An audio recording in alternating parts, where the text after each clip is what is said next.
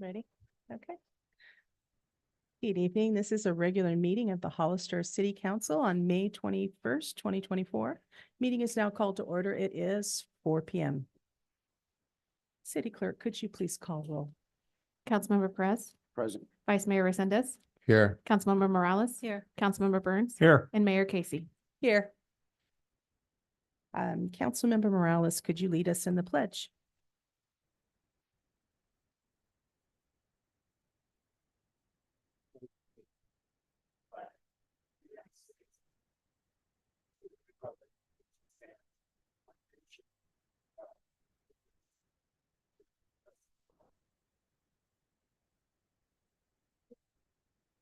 All right, we've got a couple special orders of the day. First, we have a proclamation honoring the 90th anniversary of the San Benito County Saddle Horse Show and Rodeo. Mr. Westrick.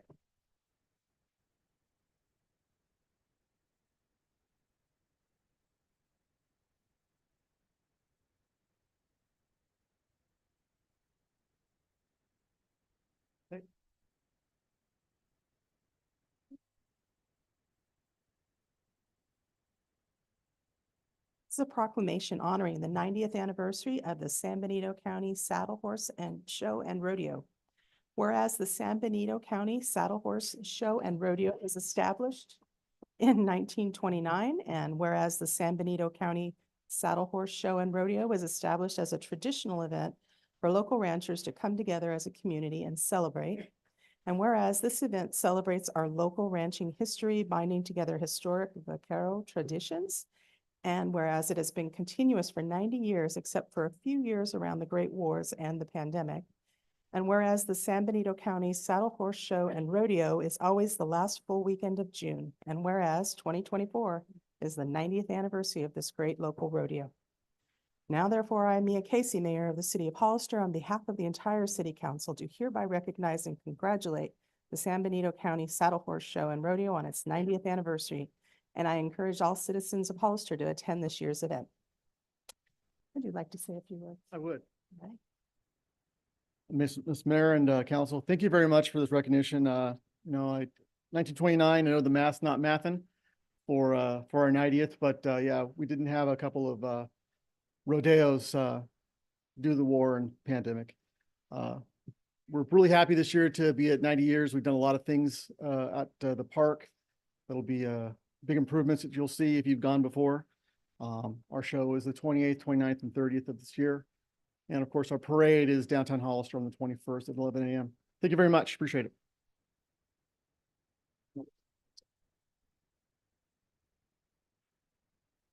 And now we're going to have a swearing in ceremony for our new fire chief, Jonathan Golding. Come on down.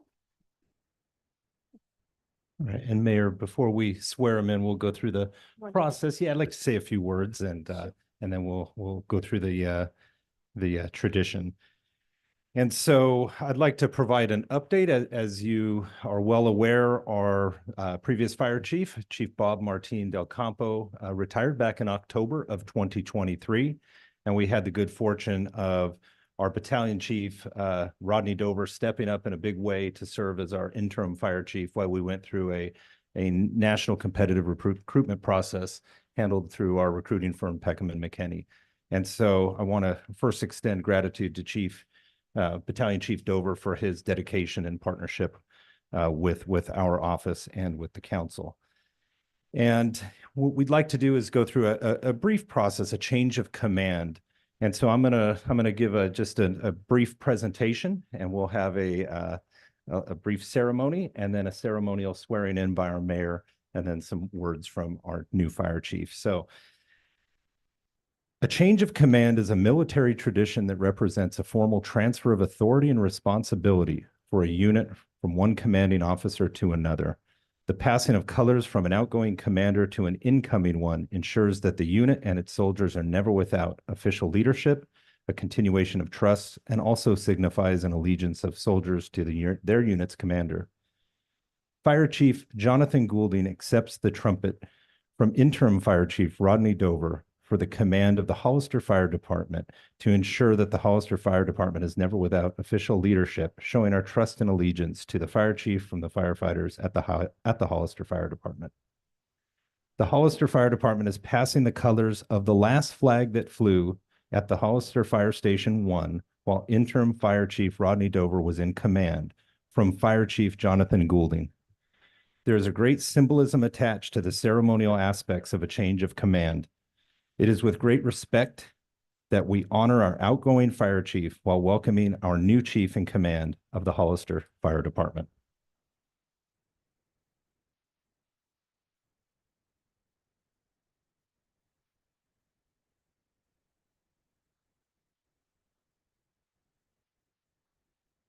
You're not getting away, Daddy. I was running.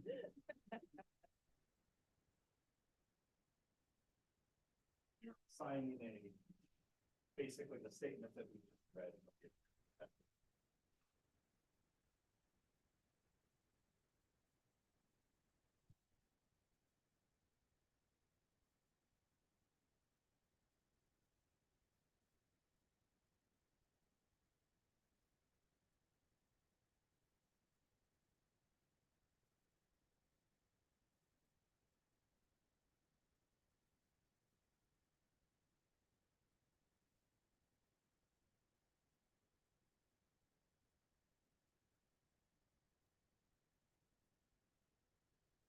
Right. Can you raise your hand? I state your name. Do solemnly swear that I will support and defend the Constitution of the United States and the Constitution of the State of California Constitution of the State of California, against all enemies, foreign and domestic, against all foreign and domestic, that I will bear true faith and allegiance that I will bear true faith and allegiance to the Constitution of the United States to the Constitution of the United States, and the Constitution of the State of California, the Constitution of the State of California, that I take this obligation freely that I take this obligation freely without any mental reservation without any mental reservation or purpose of evasion, or purpose of evasion, and that I will and that I will well and faithfully well and faithfully discharge the duties discharge the duties upon which I am about to enter. upon which I am about to enter. Congratulations.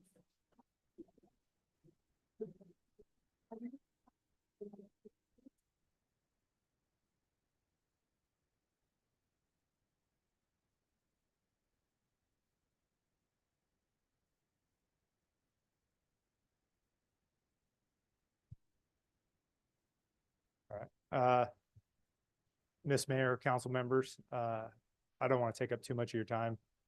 I'm already double booked for the evening with the next council meeting, but I do appreciate and it's a big honor to me to take on the responsibility of leading these gentlemen in protecting this community.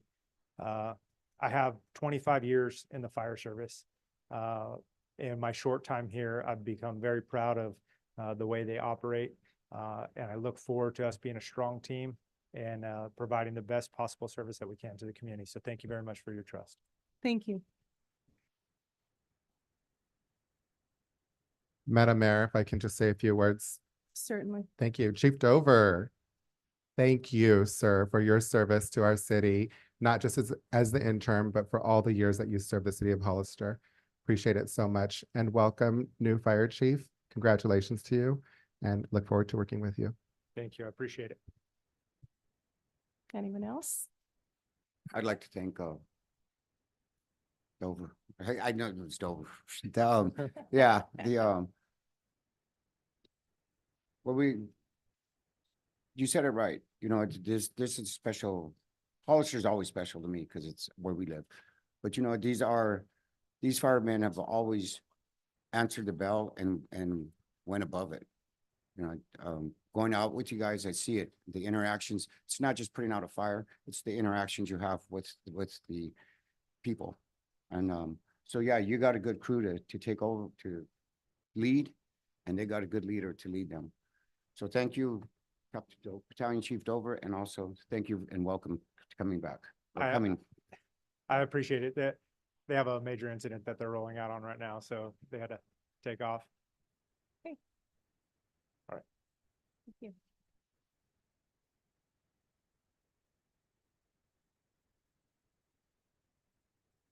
All right, before we move on to public comment, just have a quick reminder that I need to remind everyone about the manner and decorum of our meetings and issue a warning in this regard.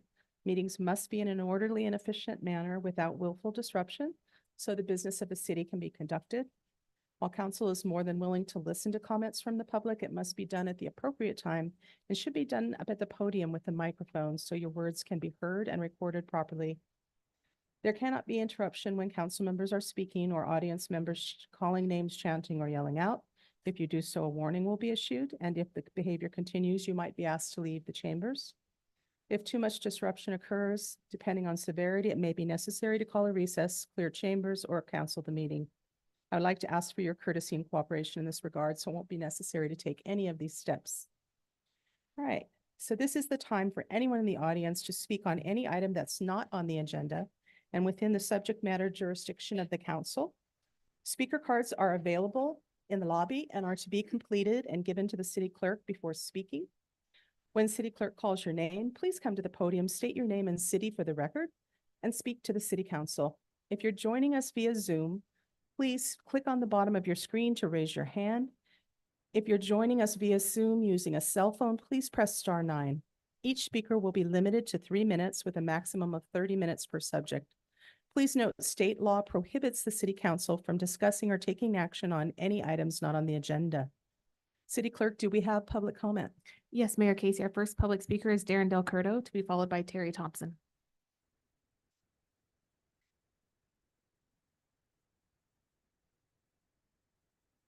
Good evening, Mayor Casey and council members.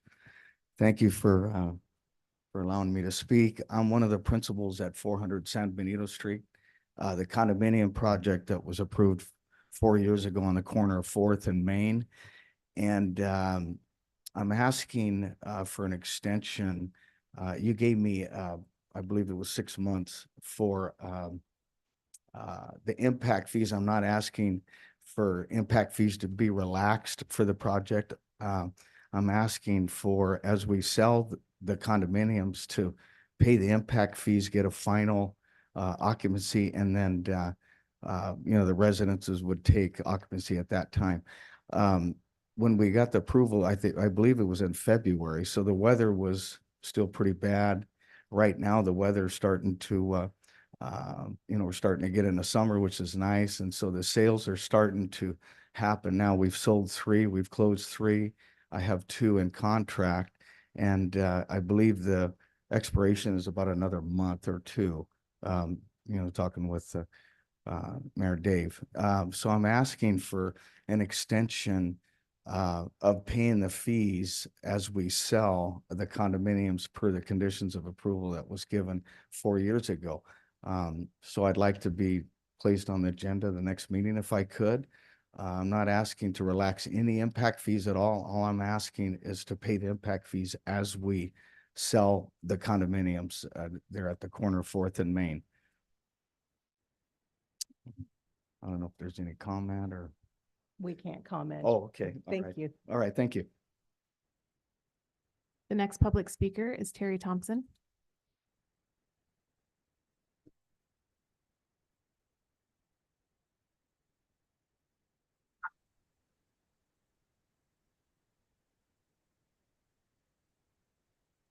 You're unmuted, and can you hear us?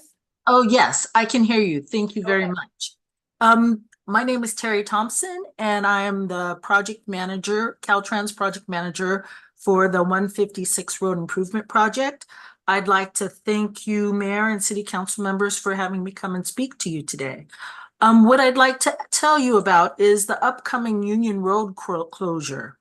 As part of the State Route 156 Improvement Project and realignment to the new 4-lane expressway, Caltrans will be temporarily closing a short section of Union Road in the city of Hollister. We will close that for approximately 8 weeks. When we originally discussed this, we were planning on closing it for 8 months, but due to the urgings of the city council and the people in the community, we were able to work with the contractor to get that down to 8 weeks. Union Road is anticipated to be closed between late June and late August. And detour maps will be posted on SBCOG and Caltrans websites and other social media accounts. And this information will be available in both English and Spanish. I believe you have a copy of the detour maps in front of you. So during the closure, traffic will be detoured via San Juan Hollister Road to access SR 156. So to accommodate the increased traffic, so if you flip to the second page of those 2 pages, to accommodate increased traffic, we will use a portable traffic signal at the intersection of 4th Street and San Juan Hollister Road. And then also, if you look at the middle image, we will have a dedicated right-hand turn from 4th Street Business 156 on to SR 156. And then the last image will show we have opened up, if you've driven in that area before, you will notice that there was a center lane that was closed off. We will be opening up that center lane, so we will have 2 lanes able to turn left off of 4th Street onto 156. And the other things that I wanted to make mention is actually right after the reopening of Union Road in the late summer, we'll hit 2 exciting milestones. We'll be able to shift all the traffic onto the new SR 156. And the roundabout at Bixby will also be opened. Thank you. Mayor, I'd like to move to extend to give the speaker another 2 minutes. This is a pretty It is important conversation. Yeah, so you can extend it, but you need to make that extension available to everybody. Okay. Yes, Terry, did you have a bit more you wanted to tell us? Yes, I did. The other thing is after the Bixby Road, after the Union Road closure, we will be temporarily closing Mitchell Road, which will be a smaller closure. And we do not believe there'll be a great impact because all of the traffic will be moved to the new highway. Do you have any questions for me? Don't believe we have any questions, and I'm not sure we can have questions during public. Well, there shouldn't be a lengthy discussion about this. It should be agendized if it's going to be a discussion, but a brief question would probably be okay. It's Okay. not a lengthy Does anyone discussion. have a question? Councilmember Burns. Thank you, Mayor. Actually, I have several, and I would like to see this come before council as an agendized item before July 1, preferably soon as possible. I'm sure that this is going to have significant impact on our community at large for at least 2 months. And the more information we can get out, I think the better it would be. So that would be my request, not necessarily a question. Thank you, Mayor. Anyone else? Okay, well, thank you, Terry. Thank you. The next public speaker is Rosemary Porras.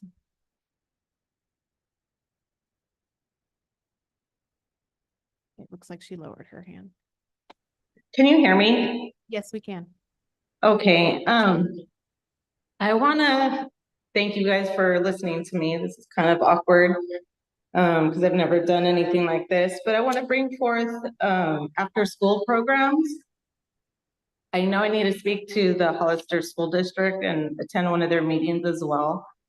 But my son goes to Sierra Vista, and we used to pay for the YMCA service. We never asked for anything free. Now that California has this grant, and a lot of schools are using this, it is flushing out the middle class people. Me and my husband have to work. My son uses the after school program. But now for going forward to 2024 to 25, he no longer qualifies for any after school program. He is not He is not fostered, he is not displaced, we're not homeless. We don't speak another language.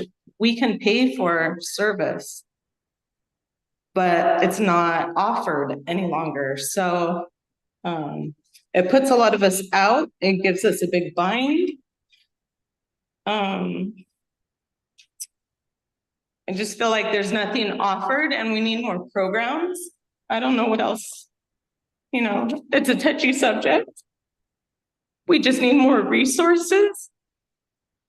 When reached out to the Cerro Vista Hollister School District, the person in charge, by another parent, she told them that they should probably quit their job as a source, you know, as a solution.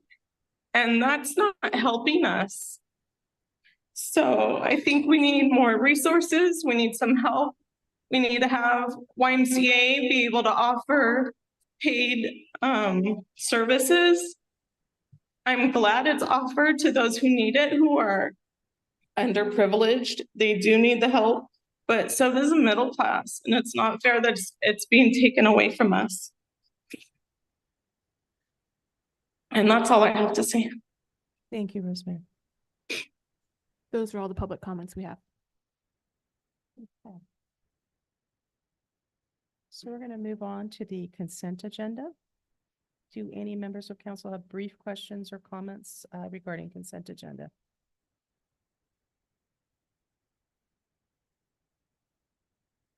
Do we have any public comments on the consent agenda? Mayor Casey, there are no public comments for any of the consent agenda items. All right. Do we have any members of council that wish to pull an item from consent? No? Then can I get a motion to adopt the consent agenda? Mayor, Yes. I'd like to pull item 7.12 because I have the CEO of New Hope for Youth here. Just like to do just introductions. All right, then can I get a motion to adopt the consent agenda with the exception of item 7.12? So moved. Second. All those in favor? Yes. Yes. Motion carries 5-0. All right, so let's go to 7.12, adopt a resolution authorizing use of 15,000 of city council budgeted discretionary funds in financial support of New Hope for youth programs and community outreach. So this is my item, and I have like to ask Philip Rodriguez to just come up and introduce yourself to City Council. New Hope for Youth has a longstanding history in working in Santa Clara County and recently San Benito County with our high-risk populations. They do a lot of services for victims as well. Highly trained in cognitive behavioral interventions, rite of passage, la cultura cura with Joven Noble Chinatzi Care Corazon. And it's just a wealth of information and hopefully a great resources for the city of Hollister. Philip, would you like to come up and introduce yourself? And Madam Mayor, do we not get an opportunity to ask questions before public comment? Wouldn't we want to hear from them before we ask questions? City Attorney? Normally, council asks questions, then you open it up to the public, and then you come back for comments. Okay, so we don't have anyone giving me kind of a report. Okay, questions, go ahead. Sure, thanks. Thank you. So this is coming from discretionary funds, is it not? That is correct. And to your knowledge, how much money are we giving this organization? The proposal is for $15,000. $15,000. And do you know if we've ever given that much money out of our discretionary funds to any single organization? Not that I'm aware of. But it's allowed? It is allowed within the policy. And then how much money do we have for discretionary funds? $50,000 per council member. So if a council member was to choose to give $50,000 to one organization, does our policy that this council adopted currently allow for that? That is correct. And is this the most that we've given? I don't know if I asked that. I believe for an organization, I would have to double check. We have had other items that are larger, but not to an organization, more for infrastructure. All right, thank you. Any other questions? Then would you like to come make public comment? Is that, does he need to fill out a card or is it, no? You can come on down.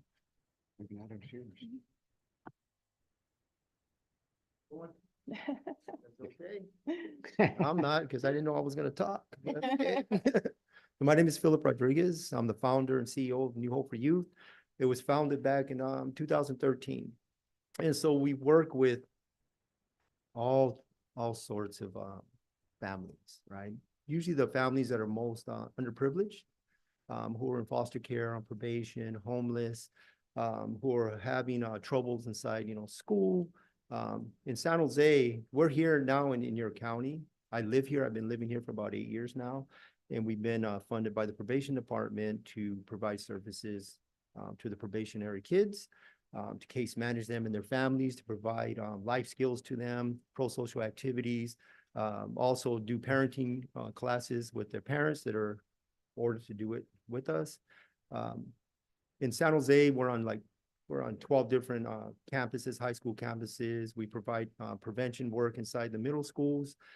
We're doing street outreach, basically case management, intensive case management with intentional and impacted gang youth and those who are involved in violence or, crime. We're also funded by the probation department in San Jose to do life skills groups and one-on-one mentoring inside the facilities. Outside the facilities, we're working with the reentries, kids that are coming back from, secure track, YA, Youth Authority, out going to the ranches. We case manage their families. We try to rebuild what has been broken from their time away from their families, right? And so we're also contracted with DFCS in Santa Clara County to work with dually involved youth, both who are on probation and in foster care, to reunify the families, to get them out of the foster care systems. This money that we're asking for is for the population of families and youth and young adults who are not able to do activities. And inside Hollister itself, I mean, we've already done some stuff at San Andreas and Pinnacles. We've done some barbecues there. We're going to be doing another one this Friday, right? We're trying to meet the community. We've taken some of the kids out already paintballing here in your town, which was pretty fun. They got to shoot everybody. They got to shoot Phil a lot, so that was really fun to watch. But we want to be able to provide a service for them. Summer's here. Summer's coming, and we want to keep them busy, right? We want to be able to take them out into activities that they usually don't get to do and show them that there's other things to do other than what? Stand on their block, get high, do nothing, right? We want to be able to provide that, right? To open their minds to new activities that will allow them to understand that, hey, you know what? There's a bigger world out there. We take them to, the art museum, we take them kayaking, we have basketball tournaments for them and that type of stuff. Thank you. Thank you very much. All right, do we have further discussion on council? I think, Councilwoman you know what, Thompson. I'm sorry. thank you for what you do. Thank you for what you're doing for Santa Clara County. But even more so, thank you, because just like the previous speaker was talking on public input, we have programs out here and they are directed for a lot of the underprivileged. But you know what? Whether they're underprivileged, middle class, or have money, they're still our kids. They belong to our community. So you're talking about a $15,000. I think we should make it a even 20,000 and I'll put in 5. I don't know if I can do that here or if I have to do this on my G4.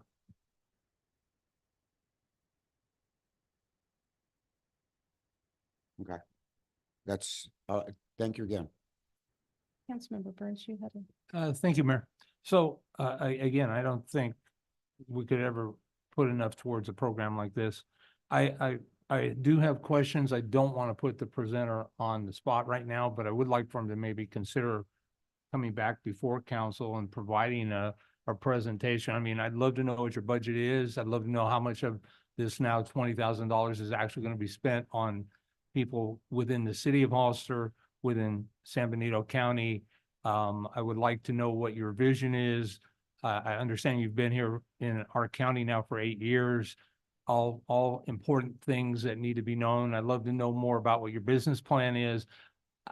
I'm not convinced $20,000 is nearly enough for what you're doing or what you're proposing to do.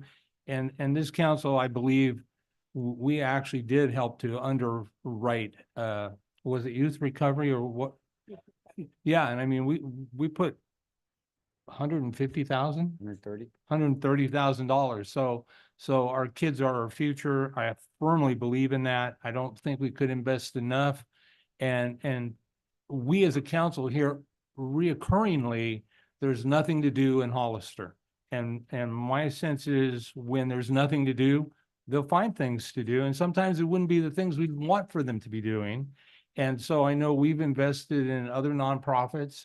And so I do have an appetite. Unfortunately, right now, I have spent all of my discretionary money for another month, but I would be willing to throw some money towards this too for the greater good of our community as we move forward. But I would like to have a presentation come forward so that not only I hear it, because I can read staff reports, but most of our community doesn't read the staff reports.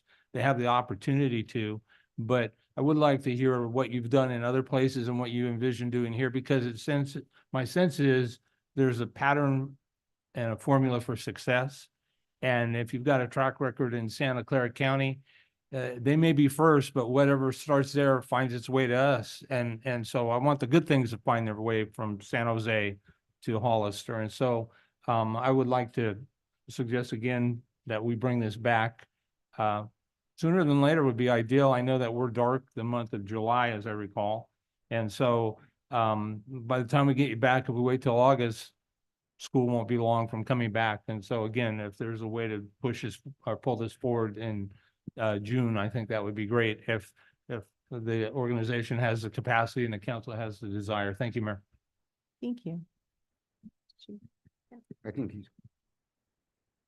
I think at some point, I also like to introduce Philip and Philip's team to our Parks and Recs director and potentially our police department. They work hand in hand in other jurisdictions, not necessarily here, but at least just a formal introduction. And Vice Mayor, did you have a comment? Thank you. If anybody can attest to the work that these gentlemen do, it would be me. I work directly with them and my students do. Thank you for your service to our children and to the future of our city. However, I wear two hats. I'm an elected official and I'm a teacher. Do we know if the county has given them any money to work here in the county of San Benito? Okay.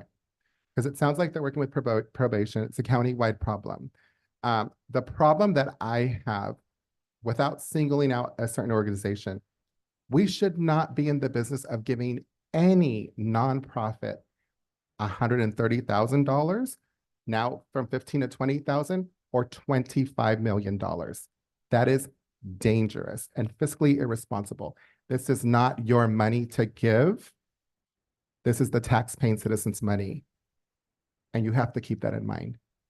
In my opinion, this council has been pretty reckless with spending, and we don't know what's to come in the future. So we need to be very, very cautious. And it concerns me that we're giving out 15K, 20K with no measure of metrics on those deliverables. With how do we know who's going to get what? So anybody can come and ask for 50K, and that might be contributed to somebody's salary on the tax-paying citizens' backs. That's what concerns me. It's not a good system to go down, especially right now. And for those reasons, I can't support it. Thank you. I don't have too much to add. I am interested in having you come back. What Councilmember Burns said, I'd like to hear more about the program and what you're doing in San Benito County and the types of events that you have planned, maybe a schedule of some kind, just so we can, when you put money forward, it's nice to be able to see what's happening in the community and where it's going. And our discretionary funds are actually for the greater good of the community. And it sounds like you've been doing some really good work. So thank you. If I can request a roll call vote, Madam Mayor. Yes, that's fine. Can I get a motion So moved. with The amendment of adding $5,000 from my discretionary funds. is there a second? Second. All right, can we do a roll call vote, please? Councilmember Perez, Yes. Vice Mayor Resendez, No. Councilmember Morales, Yes. Councilmember Burns, Yes. Mayor Casey. Yes. Motion passes 4-1 with Vice Mayor Resendez opposing. All right, we're going to move on to council business. We're going to have a discussion, item 8.1 regarding the local preference ordinance for affordable housing. And we have a staff report. Yes, Mayor and Council, my colleague Jen Thompson is online and she's going to be leading this discussion.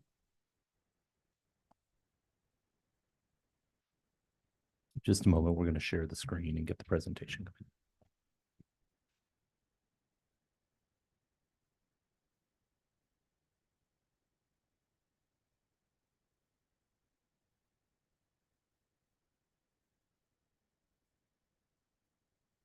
Good morning or good evening, Mayor Casey and City Council. I'm just going to share my screen, so let's just take a moment here to get it pulled up.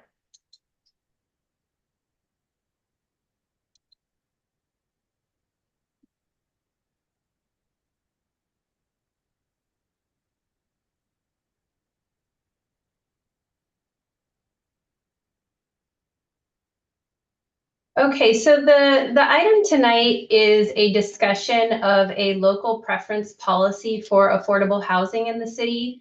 This is something that the city council expressed interest in a few city council meetings ago.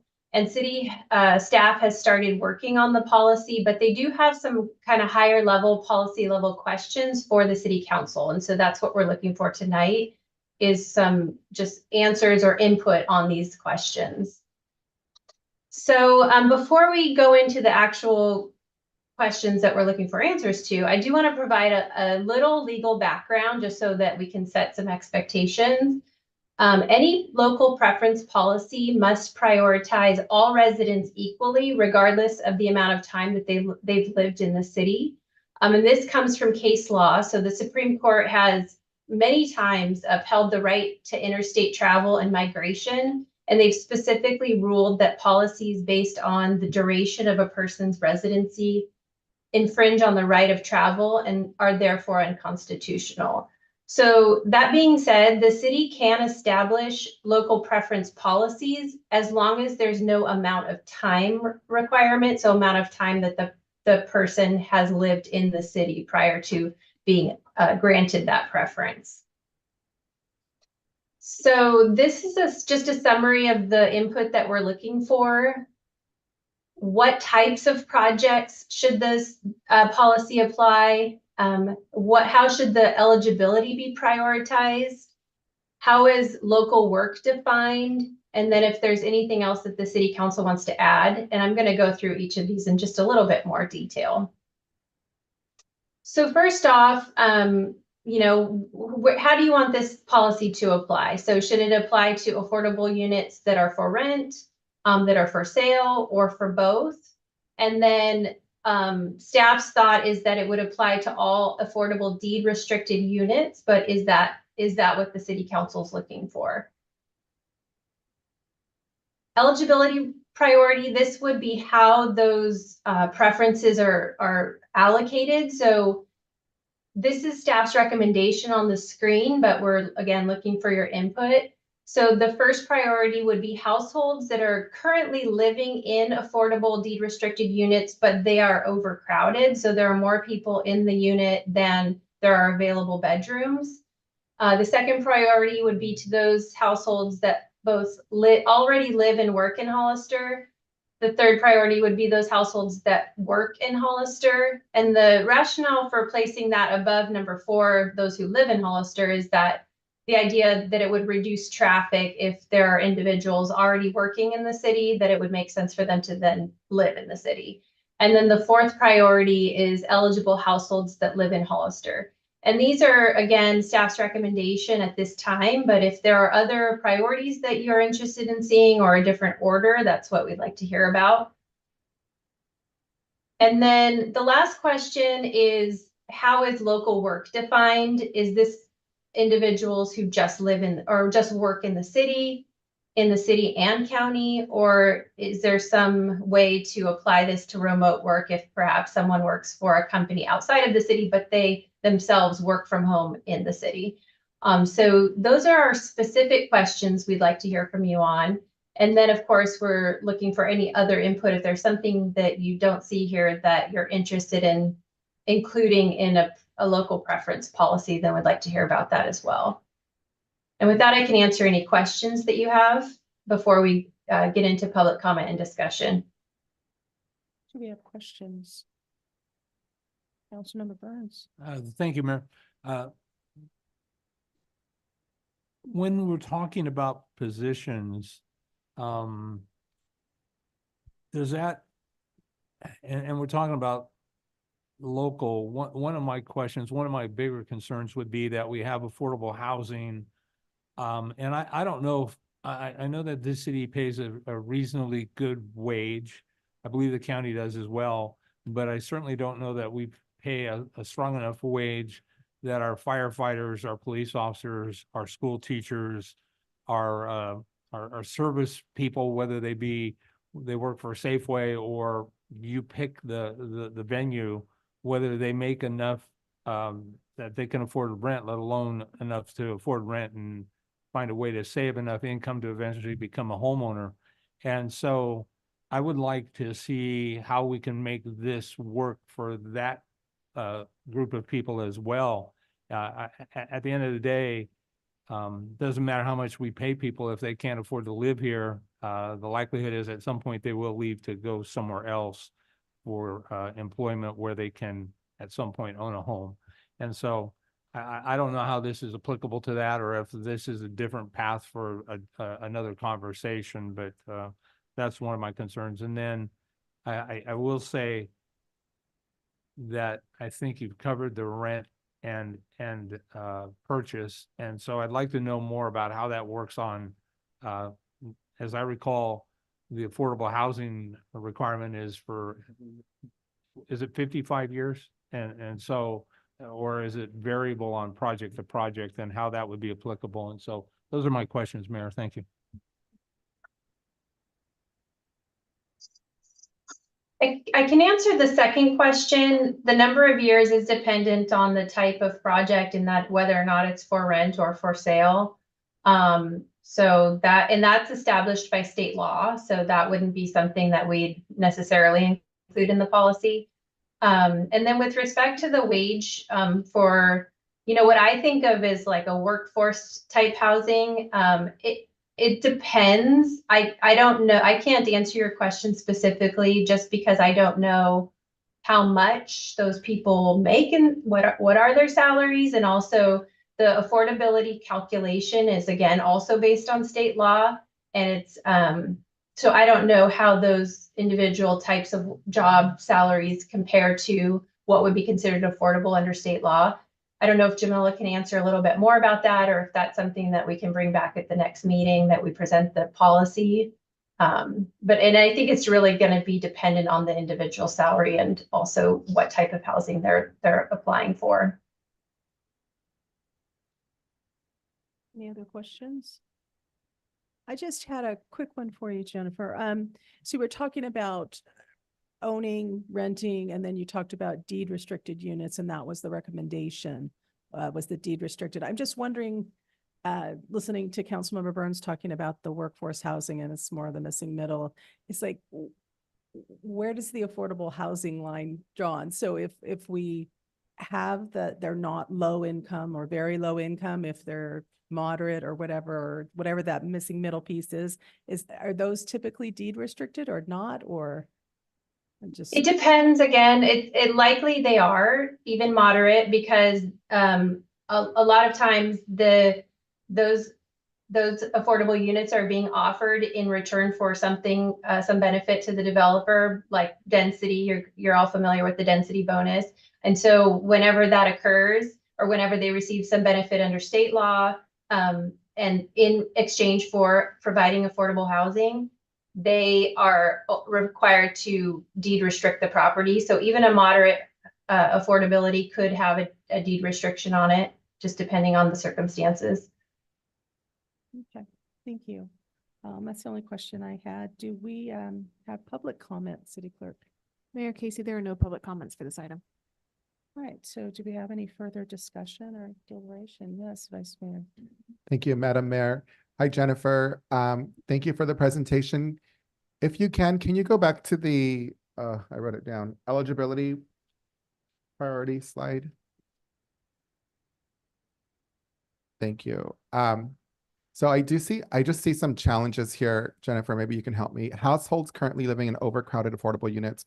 If they're affordable units, they're not supposed to be overcrowded. I would imagine that they go by certain standards that they have to abide by. You can't just have more people come live in an affordable unit, or else you'd be breaking those standards, I would imagine. So I don't know about that. That's just my lay thought process here on this. I think there could be circumstances where there are no requirements, and I use the term overcrowded and I put it in parentheses because we would have to define what that means. So, maybe it's that there's a family of 6 in a 3-bedroom house. Maybe, I don't know what would be considered overcrowding, but we'd have to define what that means. But not necessarily classified as affordable unit, I guess. It could be any unit. Well, I think the idea there is to give someone who's already a household that's already in an affordable unit, an opportunity to like upsize. Basically, I think that's the idea of that first one. Okay. If they need to. Number 2, I just don't think that we could say that they already work in Hollister. Maybe give them, priority, but most of the people don't work in Hollister. The majority of the population works outside of Hollister. So I don't want to limit somebody that's not working here in Hollister. These are just my thoughts. You can take them and come back with them. And then eligible households, that, again, I guess it ties into 3. The last one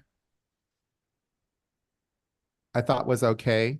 I think my biggest concern with this was that when we have people on Section 8 waiting list in other communities, then they will then move here because there's an available unit. Because I know that happens.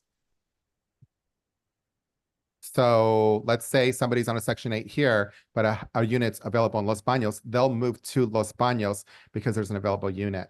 So that's what I was trying to avoid with adopting this policy. So I think if we keep it simple, if you already live here, then you're good. Those are my thoughts.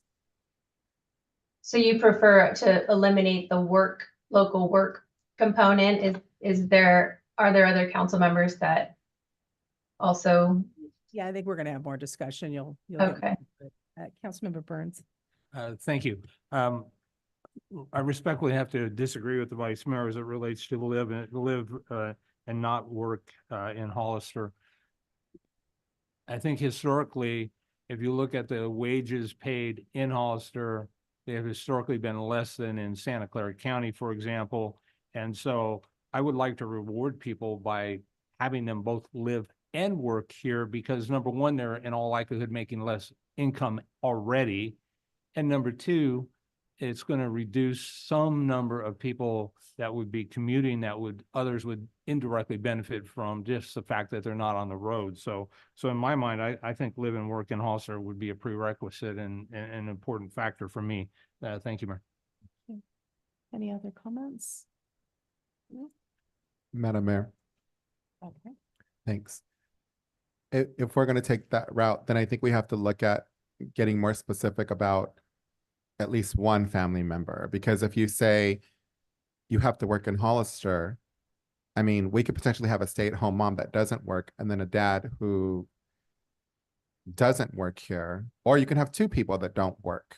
Then you're going to limit those people and they should qualify if they don't work. So that would be everybody on Section 8 here that's living in Hollister. I think it just gets really complicated. And maybe you can, I don't know what other cities are doing, and maybe reach out to the Housing Authority of Santa Cruz because they're the ones that help us with Section 8. I don't know. It's getting pretty complicated quickly here. Okay. I think we could certainly look into, what other communities are doing. I know that a number of them have local preference ordinances, so I know it can be done and done successfully. I also agree with Councilmember Burns. As far as the working in Hollister, I'm aware of even our own city staff that commute in from Los Banos. It's because they can't afford to live here. So that's who I see as, you know, eligible households that work in Hollister. That's who we're wanting them to come and be able to live where they work. So that to me is important. And I agree with the idea of getting them off the roads and letting them be able to work closer to home. I think that's it. That's all I had. Did you have anything? Yes, I have something. You know what, I was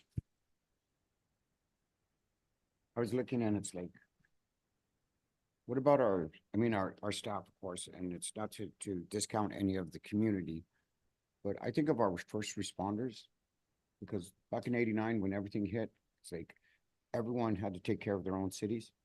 And if we have to have people come in from other cities that are trapped someplace, instead of them being able to live where they work. So I think that I don't know if this is like a point system or how this eligibility is going to work. But if it's, I think first responders and teachers, I don't know, how do you do that to give them eligibility also in this? I don't know if it's something that council is willing to throw in there. But I think they're all four pretty good. As far as owning.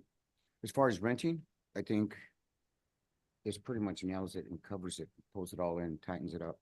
So thank you. Councilmember Morales, did you have something? Yeah, I think I would prioritize households that work in Hollister. And then it would be live and work in Hollister. So I think if we are trying to get people off the roads, trying to make it easier for them to have better quality of life, it's just nice to live and work in the same area as a priority. Any other comments, or do we have a direction then? Mayor, I have a question more than a comment, I think. So, I believe just recently, and I believe it was within the city of Salinas, and it was their school district that just built some affordable housing or is in the processes of going to build significant housing for their school teachers that would be qualified because they have a challenge in filling those positions. And so I think it might even be helpful for us to partner with others that we might not traditionally look at. I mean, we talked about public safety and I couldn't agree more, but I also think our school teachers provide an incredible resource for us. And so to maybe see what the school district's thoughts are in regards to something of that magnitude, to see what works, because I'm sure there are, under the old days of the redevelopment agency, there were a lot of different ways to make these things happen. With that going away a number of years ago, that certainly limited one option or alternative. And so I think we need to look bigger and better, but this is certainly a good start. And I guess my question is, how many of these units do we currently have that this could be applicable to once we drop the hammer or the gavel on this? Oh, good questions. So, I agree that maybe getting a little more input from, looking at what other agencies are doing, just to see if there's anything we'd want to add, change, or include. But yeah, bringing something back and then we could look further at it. I like the idea of including some of the things that the Councilmember Burns had just mentioned. So do you need more from us, Jennifer, as far as being able to move ahead with, Well, I think if the direction is to return with more information, then I don't need anything more. If the direction is to return with a draft policy, then I think we do need to know a little bit more about what types of projects this would apply to, and then also some an answer to the what is local work question. But if, like I said, if the direction is to come back with more information, I think these things can probably wait. what's the will of the council? Do you want more information? Do you want this to come back again for informational purposes? Or- Yeah, I think the city manager was I'm sorry. gonna Yeah. weigh in maybe. Thank you. I just wanted to invite our Assistant City Manager up for a moment, Rod Powell, in response to one of the questions that Councilmember Burns raised, I think he can provide some context on the project in Salinas. you. Good afternoon. Just wanted to share some perspective from my prior position before coming to Hollister as Assistant Community Development Director in Salinas. I'm familiar with the school district's move to provide employee housing. A little bit of the background is that that was a development that was already in progress by a developer. And the school district was having trouble retaining their teaching staff in their district and sought to purchase those units from that developer under a private deal. The city's involvement became the element of authorizing workforce housing, employer-sponsored workforce housing that was beyond the typical ag worker housing that you see being developed in jurisdictions. So it did result in a code change for the city of Salinas, but the deal was primarily brokered by Superintendent Burns from the Salinas Unified High School District. He would be the best resource to reach out and get information from, and we could certainly do that. And then I can also reach out to my former colleagues in Salinas and bring some information back to you there as well. So is there a desire then to bring a more robust conversation around this then and bring back more info? So Jennifer, I think I think the consensus here is that we could use some more info before we move forward with an ordinance. So. Okay, Right. Thank you. thank both. you. All right, moving on to 8.2, informational report on fiscal year 23-24 quarter 3 budget monitoring. We have the staff report, please. Thank you, Mayor. We're having the presentation loaded up on the screen right now. Our Admin Services Director, Casey Astorga, will give the presentation, and I'll chime in with some comments as well. Mr. Astorga. Thank you very much. Good afternoon, Mayor and Council. Again, Casey Astorga, the city's Admin Services Director. And I'll be, as City Manager mentioned, he and I will both be presenting and available for questions here.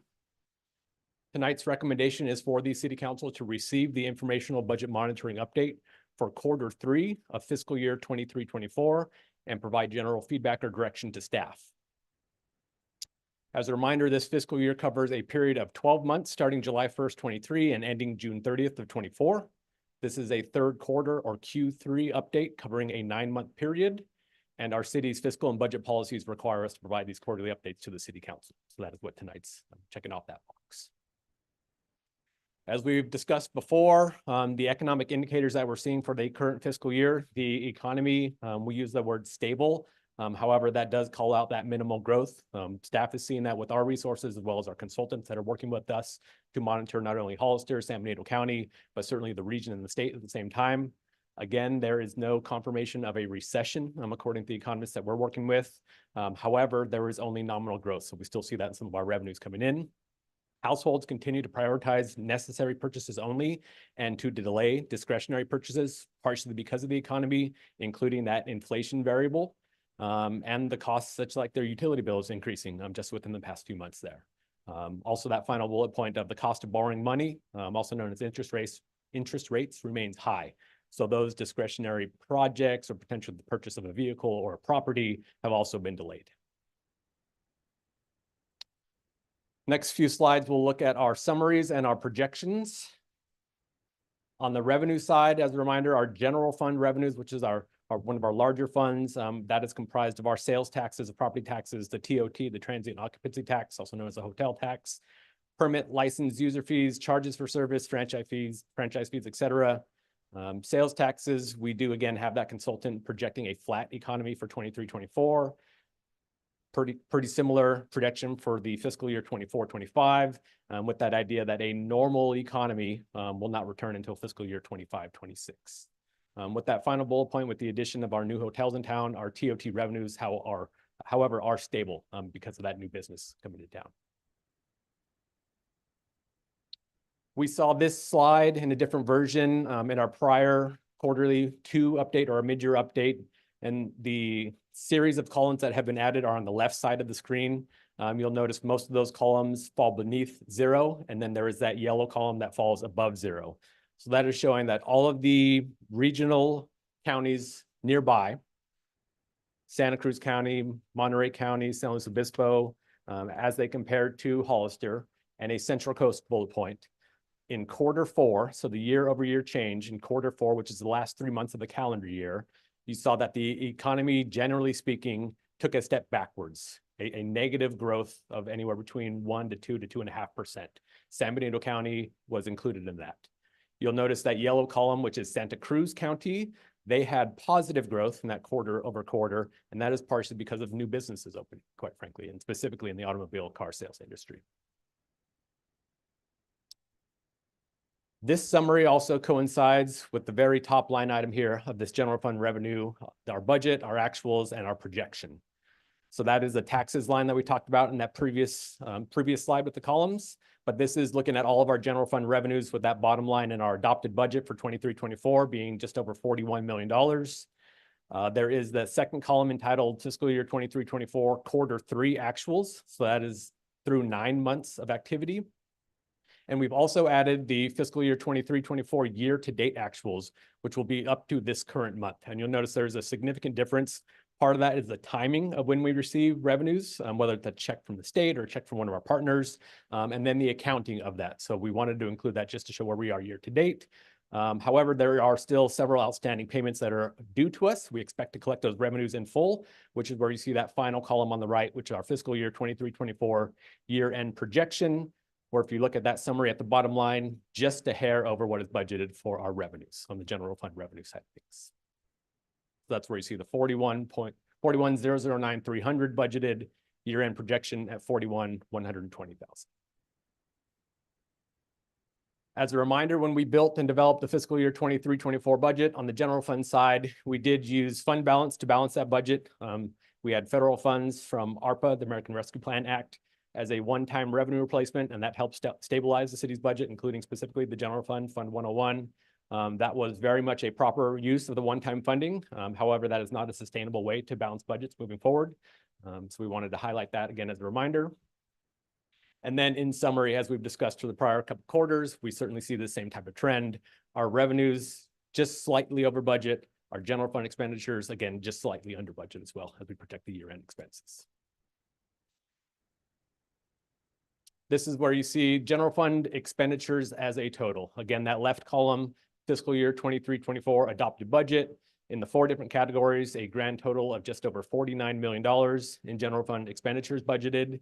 And you'll see the progress as you move from left to right with that Q3 year-to-date spend of $35.3 million, which represents 72% of the general fund expenditures that have been budgeted. Again, that footnote, given the current data that we have, the rate of spend, we do anticipate that we will land somewhere between $46 and $47 million for our total spend. And that again coincides with an adopted budget of roughly $49 million for the general fund. Now, if we look through the lens of the department summaries, so we looked really specifically at the general fund on the revenue and expenditure side, but if we look through the department only, all funds, all activities considered, all funding sources considered. And so you see on this department level data shows the summary data based on department and includes activities supported by all of our different funding sources.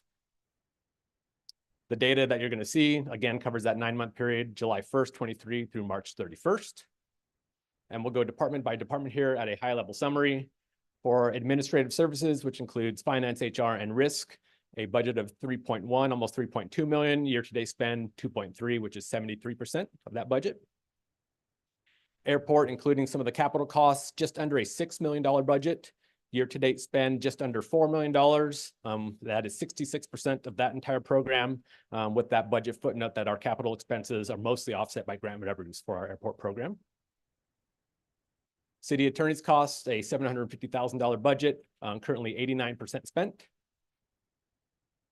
City clerk, $935,000 in the budget through 9 months, 58% spent.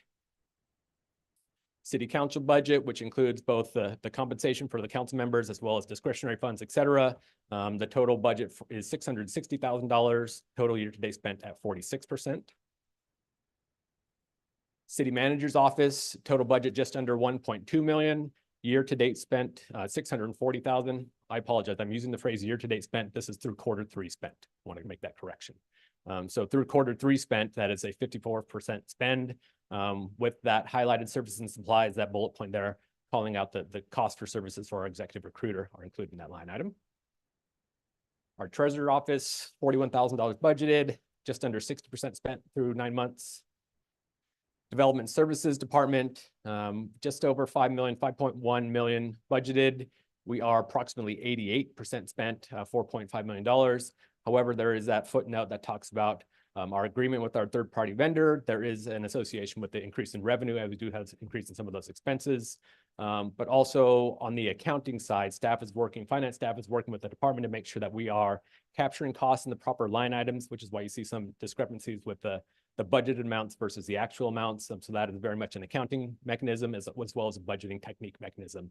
Whether or not certain projects or departments or excuse me, divisions were included as part of development services, that's an evolution that we're all working on right now. But again, 88% spent through 9 months of activity. Our engineering department, $7.3 million budgeted. Our spend through Q3 is just under 1.9 million or 26%. And we do have that active recruitment for our city engineer. Again, the same type of conversation about the development services department, where it's an activity of accounting, budgeting, et cetera. Same thing applies to engineering. Our fire department, right around $14 million in the adopted budget. Our Q3 spend is just under $11 million, which equates to 78% of the budget spent. Again, that bullet point talking about the request to look at fire department overtime specifically. We continue to project it roughly around 1.7, probably just a hair above 1.7, but that'll be our ballpark estimate for those costs, again, with our overtime budget being at 1.5. And we see that footnote below about historical overtime costs. Our information systems or IT department, just under $2 million in the 23-24 budget through Q3. They're at 960,000, which is roughly half spent for the department budget. And we did fill our assistant IT director position in April of this year. For Parks and Recreation, we have roughly a $6.7 million budget. And through Q3, it is about $2.2 million spent or 34%. Similar to the previous conversations about the accounting, the budget cleanup, that strategic budget line items are being placed in the right general ledger, the right account for our activity, as well as how do we summarize that activity here for this department as it relates to the other departments, including capital projects. Our police department, just under a $15 million budget through Q3. They're at about 10.5 million, which is roughly 71% spent. Our Public Works Department, which is comprised of several different divisions, a $26.3 million adopted budget, and through Q3, about an $18.2 million spend or 70%, just under 70%. And if you look at all of our departments, all of our funds, that equals a 23-24 adopted budget of $105 million. That includes the amendments that were included and approved by council in the past. Our Q3 spent for all departments, all funds is $79.7 million, which is roughly 76% spent. That is through 75% of the year, relatively on track spending versus our budget. So that's where you see that summary slide there, all departments, all funds. And where do we go from here? Our next steps. So we are using this information to work with our departments to make sure that we end this current fiscal year as close to on budget, depending if we're looking at revenues on or above budget, expenditures at or below budget. That includes making sure that all of our activity, all of our payments due to a partner, to a vendor, et cetera, that we have paying those on time, but also all revenues that are due to the city are also either accrued, recognized, or received in the proper manner. And then continue to make these administrative changes through our existing policies that do provide some discretion to the city manager to make changes that have no material impact to the budget, just to capture that accounting strategy and make sure that we're aligning with best practices there. Also, we gather all this information to plug it into our fiscal year 24-25 or the next budget. So all departments have met with our city manager and finance staff. We've kind of identified a baseline budget for 24-25. We've included the feedback that we received at the goal setting meeting from the city council. The next steps for that 24-25 budget will be a review, the first review by the city council at the June 4th meeting. That is a draft budget. We will receive information and feedback and direction from the city council. At that point, staff would work to put together a budget that'll be considered for adoption at the June 18th meeting. And then Casey, I'd like to just jump in. So if you could go back to the slide before. So as we're going through the development of budget, I'd like to just reiterate a point that Casey mentioned at the beginning of the presentation. As we brought this budget forward to you last year around this time. And as we stated at that time, we went through a reevaluation of the budgeting process, looked at the actuals, looked at the revenue streams, and had some adjustments that were made when we brought that forward. So we looked at the historic trends. As Casey mentioned, as we went through that process of, the defined balance budget is your revenues plus, any fund balance that you bring equaling your expenditures. And so that last budget, our current year budget, did have a dependency on general fund savings on your fund balance. And so we're looking at that as part of going forward through this process of developing that budget. As we are developing that, kind of the tenets of the budget development is looking not only at general fund, which is your discretionary, essentially your discretionary pots of funding, where, well, not discretionary in the terms of your discretionary policy, but where you're funding your police, your fire, your administrative staff, most of those offices. You also have your enterprise and special funds. And so as we look at those funds, we have to address funds that, may have come in at where the revenues did not meet the pace of the expenditures. And so we have to evaluate that as well. And so we're developing a plan. When I bring that budget forward, it will have those tenets in mind as well. We are mindful of the historic inflation that we're going through. We are a municipal corporation. We're no different than any other business that is dealing with years of inflation post-pandemic. And so the plan that we'll be bringing forward will ensure the long-term stability to the budget. That's also mindful of scheduled one-time costs and equipment replacement. So working with the departments to provide those type of, 5-year plans, 10-year plans on equipment replacement, consumables, those types of things, and especially in the public safety side. Equipment wears out, OSHA standards change, and we need to make sure that we're mindful of that in the 5-year and 10-year projections, rather than just when the year comes that we need something, pivoting to try to ensure that we have those dollars for it.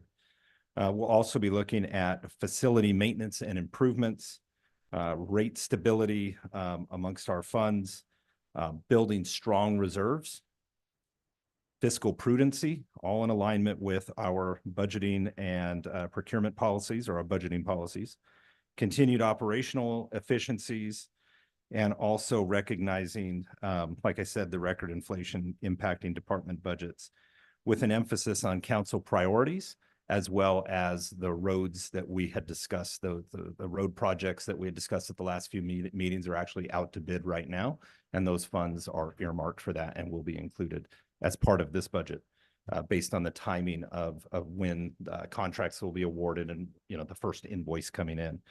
One thing I do want to point out is, and let me just pull up my notes here.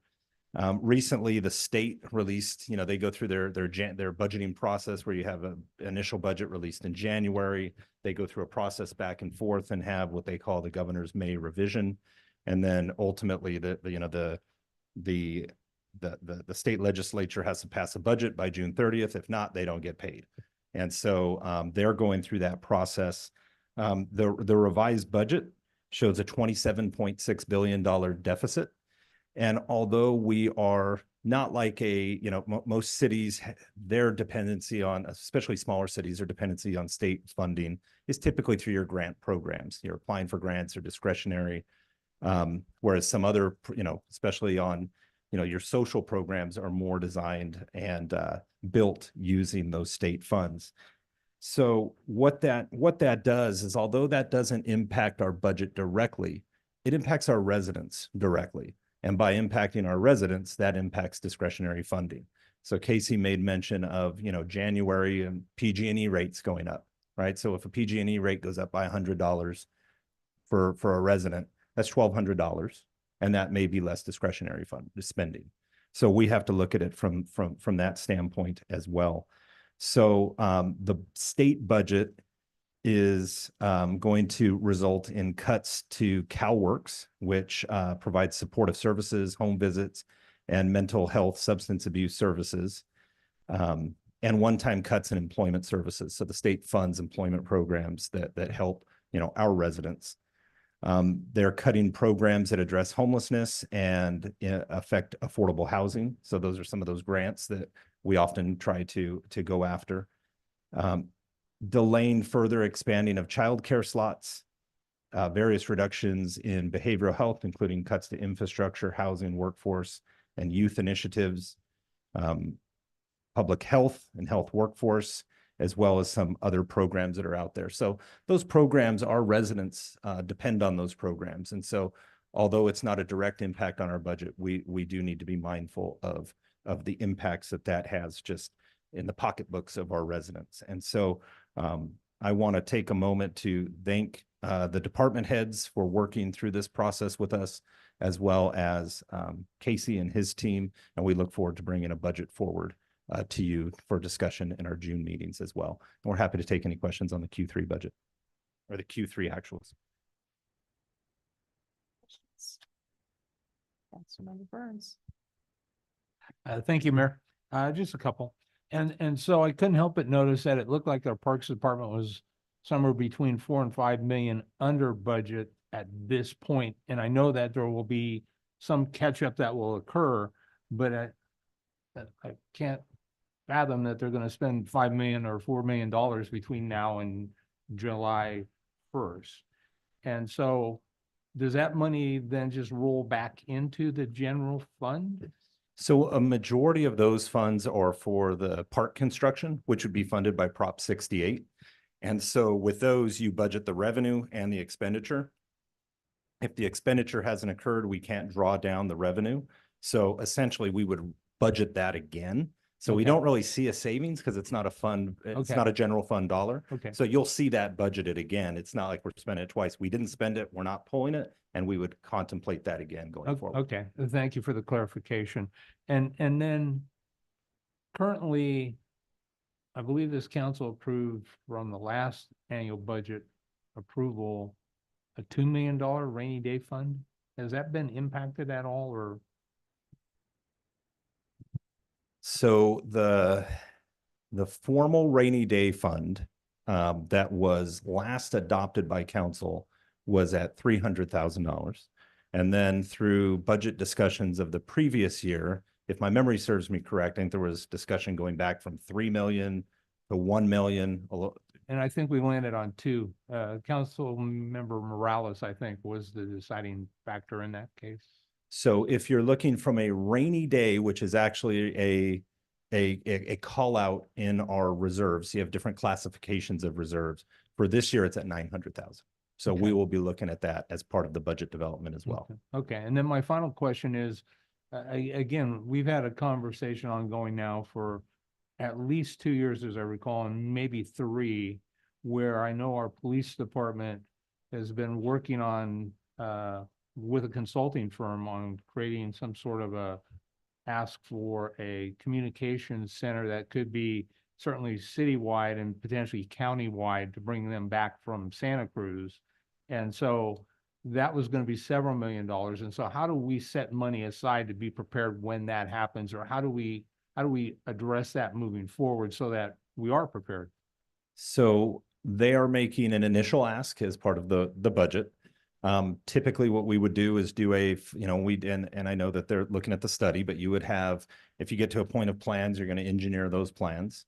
And then what we would have to do is that would give us a better idea of the costs. And then we have a fund that we set up for general fund capital improvements, and we would need to make contributions to that fund. And so that's where you build it as a budgeting mechanism of each year, you put X amount of dollars into that. Now that's funds that are not available for other spending, but you're building that fund. And so that's how you would do that. The other piece you would do is those type of projects become tremendous candidates for grants and for state and federal requests as well. But Right. Assuming you get no grant money, you're gonna Right. have to put Right. dollars aside each year. And I would assume that part of that discussion would be, as I recall, we pay Santa Cruz County several hundred thousands of dollars to provide this service on an annual basis. And so, well, there's an expense here, there's a cost savings there, and it gives us a controlling factor as well. That is correct. You just have to build it. Right. No, I got you. So, okay, I just want to make sure that hadn't fallen off the radar. and No, we it weren't aware. it is not. Chief Reynoso has costs associated with that, with the budget. And we would work together to do that cost benefit analysis and see how long it takes before, you know, the savings you get pays off the building and what that looks like. So, Okay, perfect. Thanks for your answers. I appreciate it. Yes, sir. And if I may add to that, so we're also engaging in conversations with the police department about, you know, not only the capital cost to construct that concept, what that would look like and potential shares of those costs, but also for the operating side, should there need MOUs and what those calculations look like. So we've had all those conversations. Perfect. Thank you again. I appreciate it. Thank you, Mayor. Any other questions? Vice Mayor, yes. Thank you, Madam Mayor. So just to go over a couple of your points, last budget depended on general fund. What does that mean exactly? And have we done that historically here? Yes, so it is not uncommon to use fund balance, which is essentially the unspent money. Speaking specifically about our general fund. So there was fund balance available, partially larger than typical because of the one-time federal funding. And then the city used that general fund balance to balance our fiscal year 23-24 budget, which I noted was a good practice to do in a one-time short-term budget practice. However, moving forward, that would not be our recommendation. And I would assume historically we haven't done that. I from the top of my head, it wouldn't be uncommon, I think, city manager. yeah, historically, yes, but to not at the level of this year. And so that's what we're looking to ensure that, you know, we get back to normal on that. Okay, 26.6 billion, not million, billion deficit from the state. That's what you said, right? Yes, 27.6 is what is being called out by the 27.6. state. Okay. And you already stated in your report that how it's going to impact our citizens here in the city of Hollister in other ways. I would assume that's going to impact the citizens in the county in the similar ways as well. Yeah, these are traditionally a lot of your social net programs, along with a lot of other programs. Okay. So I read, and I saved this because I know we're talking about this, but I read that West Valley City faces multi-million-dollar shortfall, and there was two reasons for that. Key factors, exacerbating the next year's deficit problem. Number one, it was a drop in the sales tax. And the other, well, the insurance. So, and the living adjustments, cost of living adjustments to labor contracts. So I'm looking at here, the sales tax, it's a little sporadic for us. So I'm just assuming that the very last one is the last, what, quarter? What are we looking at here? The chart with the bar graphs? Yeah, and I'm looking at San Bernardino County, it's just up and down. At one point it was negative 2.50. Then it was double, almost double that. You're absolutely right. So this is looking at calendar year 2023 with the far left column at the bottom of the sheet, Q4 2023 includes October, November, December of 23, and it's comparing that to the prior calendar year, which was the economy from the pandemic, which was absolutely a roller coaster. So we saw some spikes in certain industries of the cost of lumber, the cost of fuel, hit spikes that were uncommon, not traditional economically. And then we see this, I'll call it a correction. That's a common word that economists use for that calendar year versus calendar year. Absolutely. Okay, so how are we anticipating doing as far as our city with those two issues? And aside from West Valley City, have you heard of any other trends in other cities happening that could be alarming? Yeah, I think many cities are evaluating that and facing that. I think, you know, the state's so big that there's various economies within the state. Our projections for this upcoming year are relatively flat, and that's how we will be addressing them. Okay. Or we did see some growth this year. Okay. And in regards to counties, have you heard anything about our county or any other surrounding counties? And do we have reason to be concerned on trends that we notice going on at the county levels? I would assume that any county is concerned with the state budget at where it's at. they're more dependent, I would say, on the state budget. Yeah, the state, counties are a political subdivision of the state. And so they operate programs on behalf of the state. So, you know, a state program is the unemployment department, right? EDD is operated by the state, but your CalFresh programs are then passed to the county to operate, right? So sometimes the county will operate a program, sometimes the state operates it. So the counties are dependent, significantly on what are called subvented funds. And so that's where anytime that the state budget is like this, the county is certainly going to have, any county is going to have concerns when there is a state budget cut Okay. of so any magnitude. Generally speaking, we're about to adopt a budget here within a month, I guess, right? What would your message be to this council? Generally speaking, are we to proceed with caution? Do we have an influx of money coming in? I mean, we're talking about all these other CIPs. We're talking about giving to nonprofits, just generally speaking. You guys know what my stance has always been, but what do you think how we should proceed? Hearing all of that. Yeah, I would proceed with fiscal prudence. Thank you.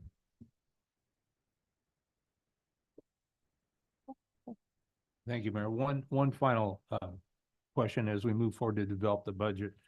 At our last council meeting, we had a fairly robust presentation, and it was quite clear that this city has been underwriting the fire service for the county at a significant expense. How do we prepare the budget moving forward while not knowing what that uncertainty is, definitely with the county and to a significant but lesser degree with the city of San Juan Bautista, because that's a significant amount of money at play, and we can't continue to underwrite those services, in my opinion. So I'm in discussion as directed with both the CAO and the city manager, and we've been having a good discussion, sharing data back and forth. So I would say that, both sides have been responsive. As for a budgeting mechanism, I would not recommend budgeting anything at this time until we go through that process. Because if I budget those funds and they do not come in, then we could be have a big problem, because if you budget those funds and then have an assumption that those are there and available to spend, and there is, a delay, or you come to negotiations or a stalemate, or maybe the negotiations don't come in where we project, then you could have another shortfall that you would aim to prevent. So Right. And my recollection is we do have the ability to trigger a demand, and then we can walk from that contract within 271 days, as I recall. So we're going to have to outlay that expense for at least 9 months from the point where we reach impasse, if we were to reach impasse. And so really, the budget would be significantly impacted, not this coming fiscal year, but potentially the fiscal year after that, as I sense, because we're contractually obligated for at least 3/4 of the year to provide that service. Is that correct? that's a fair assumption. Okay. Thank you. They could always come to the table sooner, and, but from a planning on having revenue to expend, I would not be comfortable until those, till there's a deal on the table. If I may add to that, there potentially could be fiscal year 24-25 implications. Should the council direct that 270-day notice, that would mean the expenses would potentially be ongoing. However, that revenue source would go away in its entirety. So there could be 24-25 implications. So just kind of piggybacking on that, talking about the fire contract, but we've also kind of discussed a little about animal control and the services, that there may be a shift needed there. Are we going to be having discussions with the contract, or? Yes, we had through the intergovernmental committee a request to basically take a look at shared services. And so both the CAO and the city manager of San Juan and I are working to put something together for intergovernmental in August to bring that forward. So we're all, when that request came in to bring it back in a month, we all asked for a little bit of time to get through, because we're all going through our own budgeting process. Sure. And so the intergovernmental was more than understanding of that. And so we're going to bring that forward. Okay, great. Thank you. Do we have public comment on this? Mayor Casey, there are no public comments for this item. All right, do we have anything further? Okay, well, thank you very much. Thank you. Right, our next item, 8.3 quarterly city council Brown Act training. Yay. So, hopefully this isn't as painful as it sounds from the description. So along with our quarterly legislative updates, we wanted to start doing quarterly, just short, mini little Brown Act highlights, maybe based on changes to the Brown Act, upcoming, new laws associated with the Brown Act. And so we're going to focus on one or two topics each time, each quarter. And so Jen Thompson will be presenting this one on the use of social media and the new teleconferencing rules. So I'll turn it over to Jen. Good evening again, Mayor Casey and City Council. As Mary mentioned, I'm going to be doing a relatively brief Brown Act training on social media and teleconferencing. We did choose these two topics because there is recent law, relatively recent new law on both subjects. So the Supreme Court recently decided a pair of cases related to social media and the First Amendment, not the Brown Act, but I am going to weave that into because it's related and also important. And then with the Brown Act and remote attendance, that law changed. It was the beginning of 2022, I believe, but it's also relatively recent. So these are the topics that I'll cover. Starting with the Brown Act and social media. So just as a reminder, the intent of the Brown Act is to keep the public informed of the actions, debates, and views of locally elected representatives, and to provide the procedural framework to make sure that legislators meet, debate, act, and listen collectively to their constituents.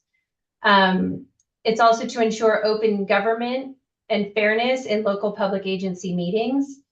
Under the Brown Act, a meeting is any congregation of a majority of members of a legislative body at the same time and place. And this includes teleconference locations, anytime you're gathered to hear, discuss, or deliberate upon any item within the subject matter jurisdiction of the city. So there doesn't have to be any action taken or planned for a meeting to occur. Under the Brown Act's definition of meeting, any interaction between the city council and social media can also constitute a meeting and be required to follow Brown Act meeting rules.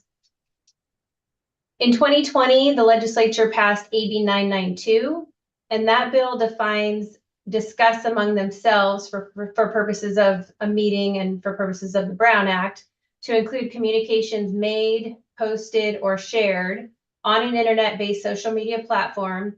And that includes comments, digital icons. In other words, it could mean retweeting, forwarding, posting an emoji, or even clicking the like button. Those could all constitute a discussion among members of the city council on social media. AB 992 doesn't prohibit members of the legislative body from commenting on, forwarding, or liking posts made by members of the public if those comments don't become a discussion about city business among city council members. So really the takeaways from this AB 992 is that a member of the city council may communicate with the public on matters of city business through social media, either by responding to a question, soliciting information. Neither of those things would constitute a violation of the Brown Act. However, even if other members can see that post, so even if other council members see that post, however, any social media interaction between city council members, including comments, emojis, retweeting, liking, any of those things, those could constitute a Brown Act violation. So moving on to the First Amendment and social media, as I mentioned, there was a pair of U.S. Supreme Court cases decided in March of 2024. And in those cases, the court established a test for determining whether an official or a government employee's actions on social media constitute a government action or a personal action. And that's a really important distinction, because if an official's social media use constitutes a government action, then any attempt to quiet speech on their social media platform could constitute a violation of the speaker's First Amendment right to free speech. So I'll just briefly go into the details of those two cases. The first is Linkey versus Freed. So in that case, sometime before 2008, Freed created a private Facebook page for his personal use, which he eventually did make public. In 2014, he updated the page to describe himself as daddy to Lucy, husband to Jesse, and city manager, chief administrative officer for the citizens of Port Huron, Michigan.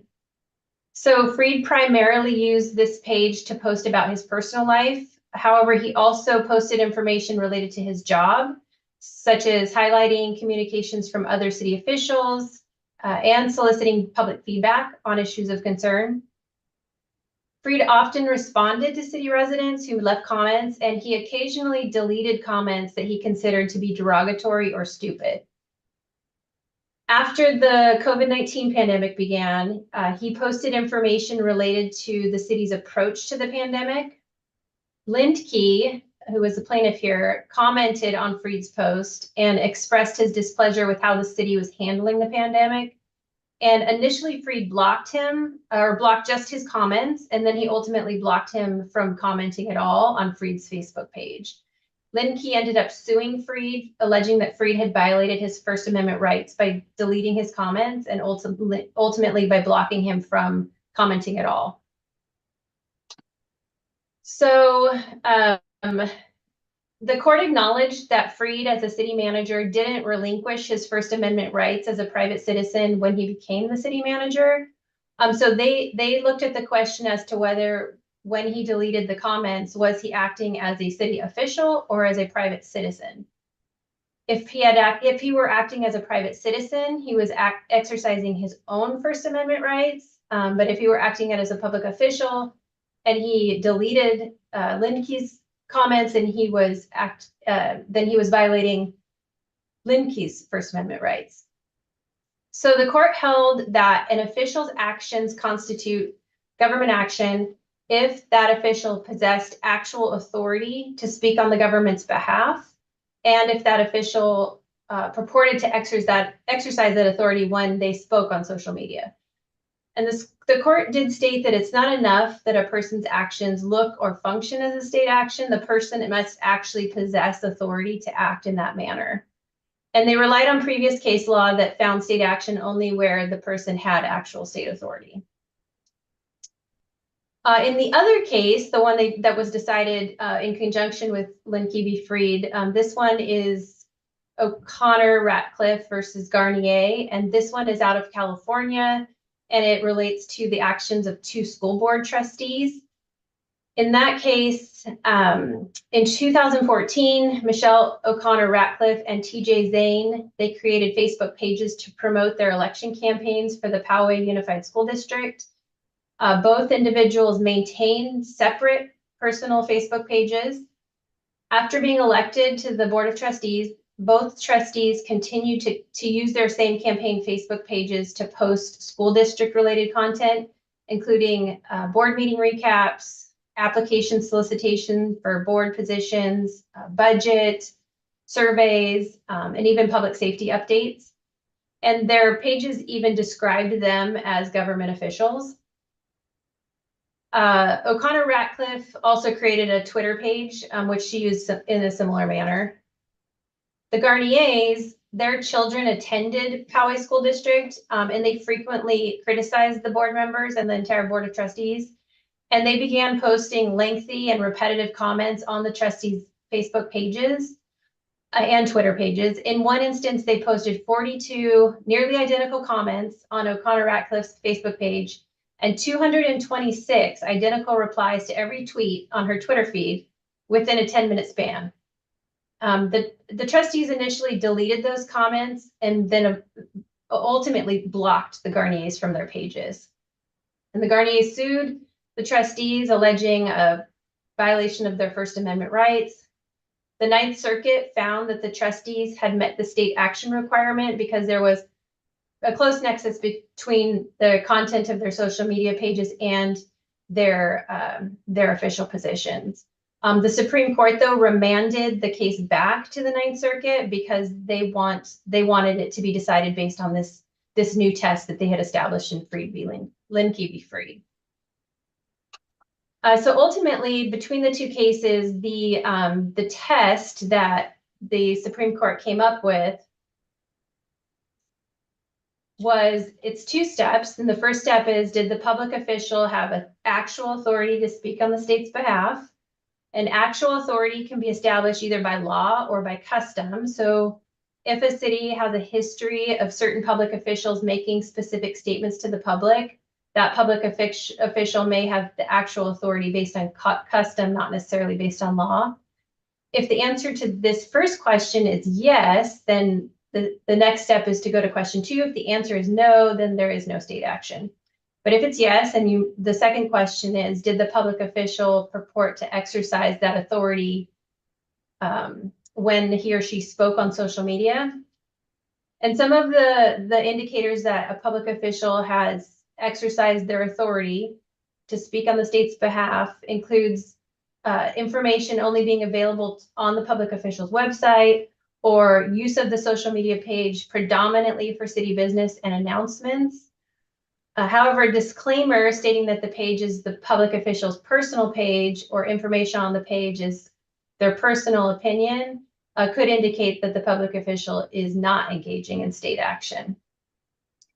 And then the court did go on to say that the analysis is very fact and case specific. So, for example, deleting a person's comments from a specific post would focus the analysis on that post, but blocking a person from an entire page would focus the analysis on the entire page. So we do have some recommendations related to social media, official use of social media pages that come from these cases. The first is to establish and maintain separate personal and official social media pages with clear designations of which is personal and which is official. To include a disclaimer on your personal social media page and posts relating to the city, just stating that the page is personal and doesn't express an official city position.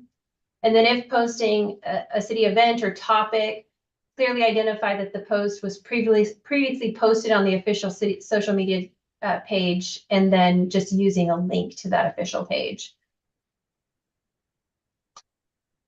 With that, I'm going to move on to the second topic, which is teleconferencing under the Brown Act. Again, this is relatively recent new law, so that's why we've decided to cover this. So as you're likely aware, meetings can be held by teleconference as long as all of the requirements of the Brown Act are met.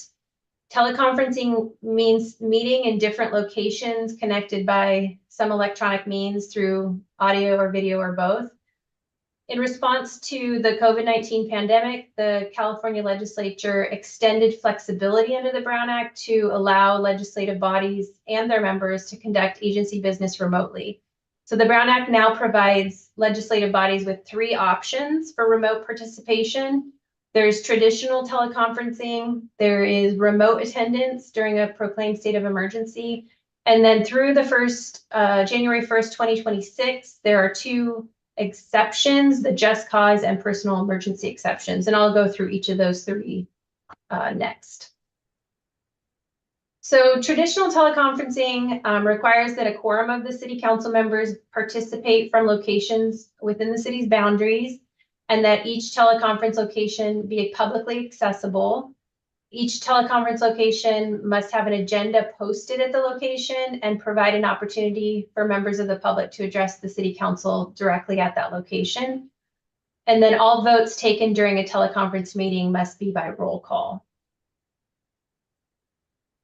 Assembly Bill 2449 allows members of the legislative body to use teleconferencing without identifying each teleconference location and posting the agenda at those locations and making the location publicly accessible in certain circumstances, including a state of emergency. And a state of emergency is defined as an emergency proclaimed pursuant to the California Emergency Services Act. A city can conduct remote meetings during a proclaimed state of emergency without the need to comply with those other teleconferencing requirements under only 2 conditions. One is the purpose of the meeting is to determine whether as a result of the emergency, meeting in person would present imminent risks to health and safety, or the city has determined in a previous meeting that as a result of the emergency, meeting in person would present an imminent risk to health and safety. So the city has to first make findings that meeting in person would present that imminent risk. And then it has to be passed by a majority vote, and then the council can use these emergency situation provisions. The authorization can be extended, and it has to be extended every 45 days if the council wants to continue meeting under this exception. And if the city council does conduct remote meetings during a proclaimed emergency, the public must be given notice and an opportunity to comment and to participate at meetings in real time, including by use of remote media. But they have relaxed the other requirements, as I mentioned, of relating to member participation, agendas, and public accessibility at those remote locations. And then the last exceptions or exemptions are only valid, at least currently, through January 1st of 2026. And here, individual city council members can utilize additional exemptions. So those are the, and typically they're in the case of personal, physical, or family medical emergency, or for just cause. So at least a quorum of the city council must meet in person when these exceptions are used. Council members participating remotely must participate both on camera and via audio. Also, before taking any action, the council member who's remote must disclose if anyone 18 years or older is in the room at the remote location with them, and then they also need to disclose the general nature of that person's relationship to them. Council members can not participate in meetings under these exemptions for more than 3 consecutive months, or for 20% of council meetings in 1 calendar year. So there are just some slight differences between the just cause exemption and the personal emergency exemption. The just cause is defined as caregiving needs, contagious illness, physical or mental disability, or travel while on official business of the city or another local or state agency.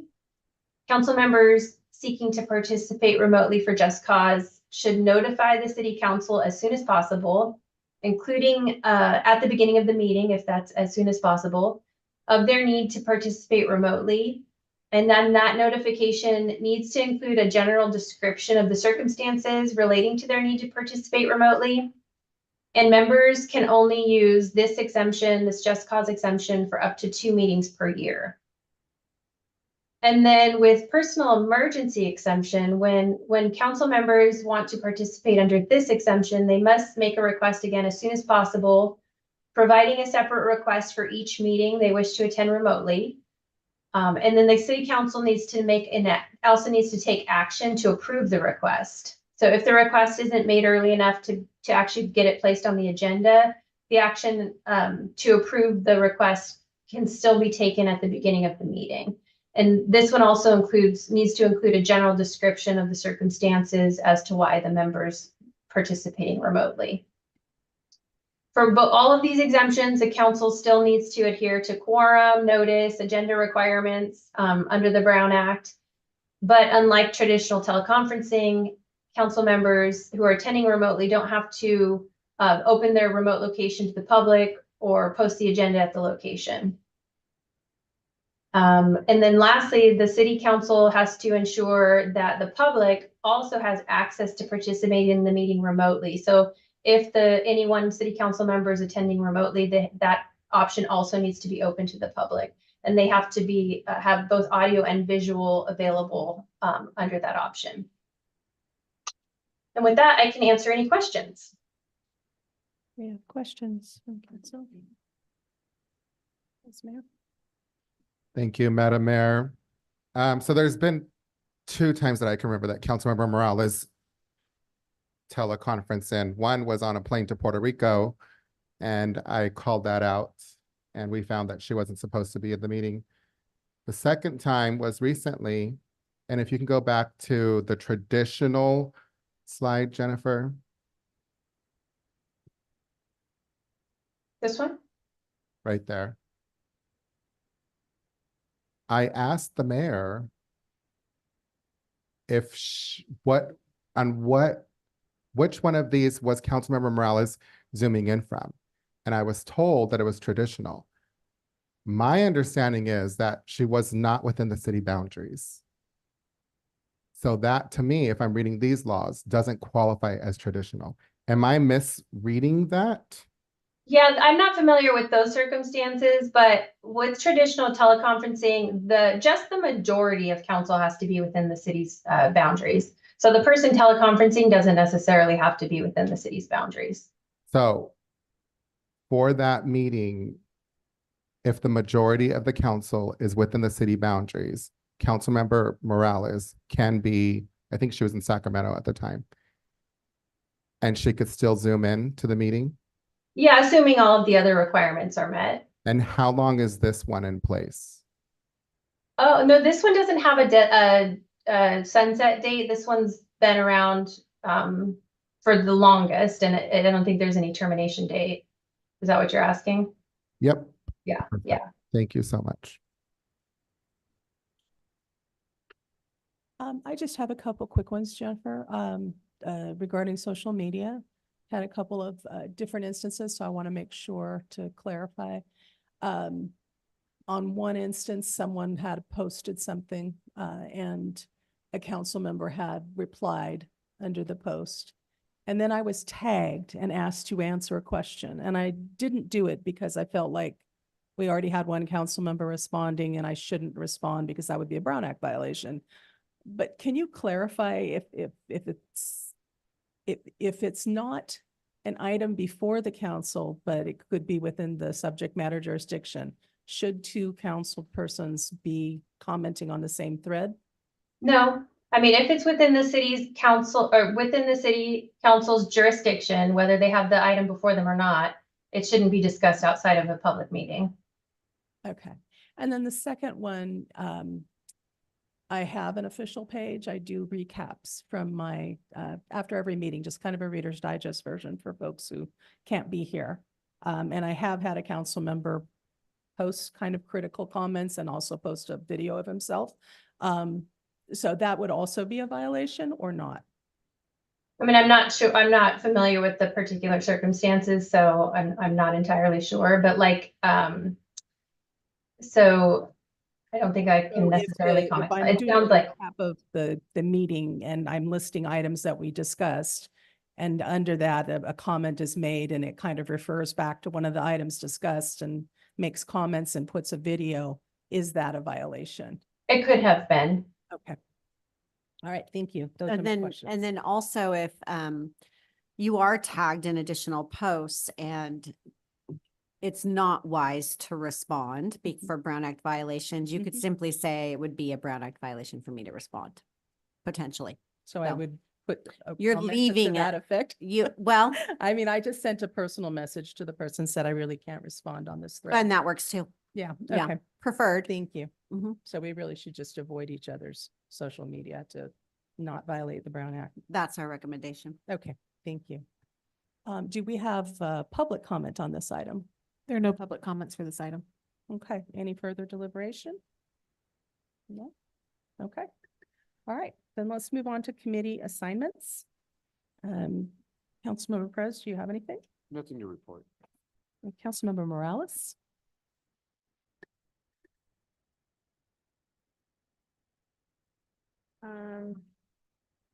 Is this committee and just community events or just committee?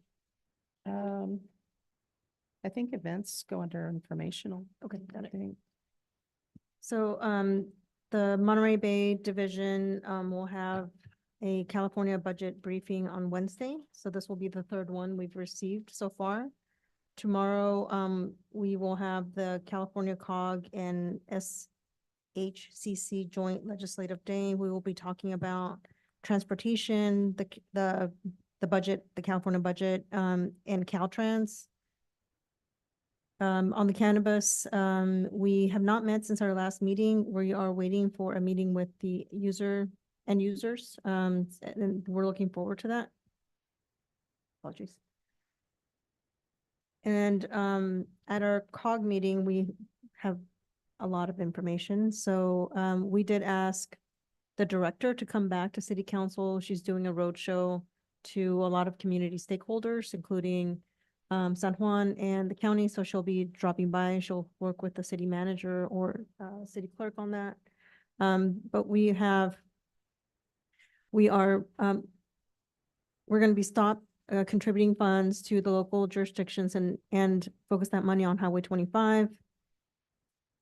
We are working on 101 and 25. There was additional funds that were allocated to do that work.